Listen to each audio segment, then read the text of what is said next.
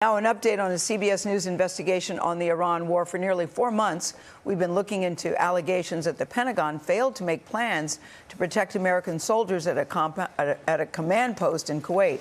6 were killed and more than 20 injured in March. It was the deadliest attack of the war on the U.S. forces. So we're now getting a clearer picture of what some of the wounded soldiers say were gaps in their care. Jonah Kaplan joins us now with the story. Jonah, good morning. You've been doing some great reporting on this. Good to see you. Gayle, good to be with you. Those 6 fallen heroes and those 20 or so wounded, they're all from the Iowa-based 103rd Sustainment Command. And among the survivors was Chief Warrant Officer Rodney Bierman. His wife is speaking out for the first time now, telling us she thinks the Pentagon misled her about the true nature of her husband's injuries. 57-year-old Chief Warrant Officer Rodney Bierman has deployed overseas 5 times. His wife, Amy, told us she understands what to expect. I knew that if anything ever happened, I would receive either an official phone call or an official visit. That call came on March 2nd, one day after an Iranian drone struck this tactical command post in Kuwait.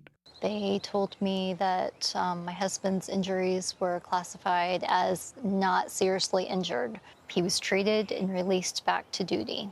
Not seriously injured. Those are 3 great words for you. That was the hope that I was hanging on to. But Rodney was among the more than 20 wounded in the attack that killed 6 U.S. soldiers. He took a lot of shrapnel from his head down to his legs. Military medical records reviewed by CBS News show Bierman also suffered a concussion, hearing and vision loss, and blast lung, a condition caused by shrapnel damaging his lung tissue. Some of those injuries he's going to have for the rest of his life. The Biermans are among several survivors and their families who told CBS News they weren't being treated by the military as combat casualties, hindering their access to care. It's a claim the Army strongly denies. Your wife was also told that you had a minor injury? Yeah. Your husband was injured. He has a minor jaw injury. He's going to be returned to duty.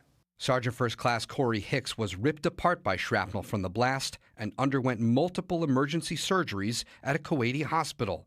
He's now in rehab at Walter Reed Medical Center in Maryland. 4 months in, I still haven't even seen neurology for my brain. So I've been raising flags with doctors and asking, hey, I still have headaches. Concerns over gaps in care are the latest in a string of failures uncovered by our CBS News investigation. Soldiers say the Army disregarded warnings about thin defenses and ignored requests for medical supplies. Now they question the claim that the injured are back on post. 90% of those with injuries in this conflict have returned to duty. Do you think the Army, the Pentagon, have tried to downplay this incident? Absolutely, I think they have. An Army spokesperson told CBS News the care and well-being of our soldiers is of the highest priority, and any assertion that the Army seeks to downplay a soldier's injuries is simply not true. Last month, Amy Bierman reached out to her senator, who passed along her questions to the Army. In a response, a top general defended the not seriously injured determination. Do you accept that assessment? No, that assessment is unacceptable. The Army tells us that designation, not seriously injured, isn't what it may sound like. By the Army's definition, a soldier who is seriously injured is someone who is at risk of dying in the next 72 hours. As for Chief Bierman, he applied for a spot and got into a rehab unit at Fort Bragg, North Carolina. His wife, Amy, tells us, Matt, there is no timetable for when he can be home.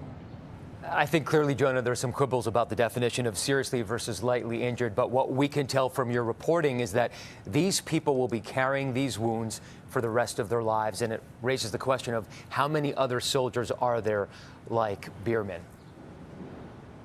Well, and there's a disconnect, right? And when you are relying on that official information, every word counts. And when you hear those words, not seriously injured, Amy told us she then spread that news happily with everyone. And then when she heard from her husband, it just changed everything.